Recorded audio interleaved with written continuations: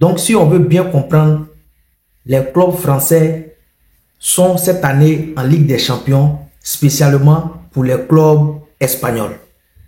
2 semaines en arrière, Monaco a battu Barcelone. Aujourd'hui, c'est le Real Madrid qui perd face à Lille.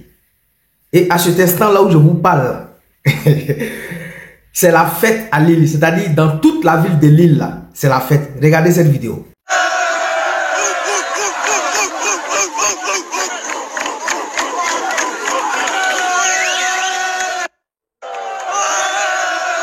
Ce que vous venez de voir dans cette vidéo, ce sont des supporters de Lille. Ils sont tellement heureux, c'est comme s'ils ont remporté même la Ligue des Champions, battre le Real Madrid.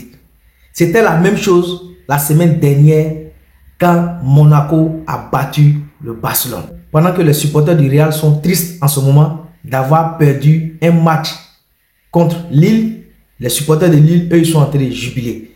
Mais le match que moi j'ai regardé ce soir, j'ai compris quelque chose, mais j'ai tiré une leçon de ce match. C'est que les joueurs du Real, la plupart des joueurs du Real même, reviennent des blessures. Il y a beaucoup de blessures dans ce groupe du Real. Le groupe du Real, c'est vrai, gagne en Liga. Ils ont gagné le premier match en Ligue des Champions.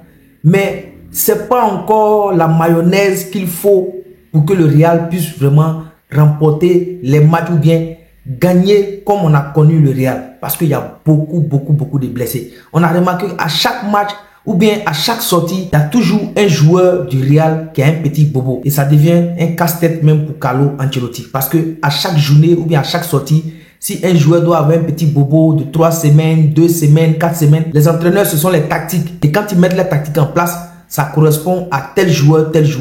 Et qu'à chaque fois, si un joueur doit se blesser, ça mélange la tactique de l'entraîneur. Et voici pour moi, à cause aujourd'hui de ce début de championnat, ou bien disons début de saison un peu poussif du Real Madrid. Le Real gagne, mais c'est poussif. C'est-à-dire, on gagne, mais c'est pas comme un jeu plaisant.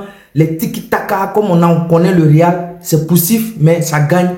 On a compris encore ce soir qu'il faut que tous les joueurs du Real se rétablissent. C'est vrai qu'Kylian Mbappé revient de blessure, mais il n'était pas aussi à 100%. Et on l'a senti encore ce soir. En tout cas, courage à tous les supporters du Real Madrid.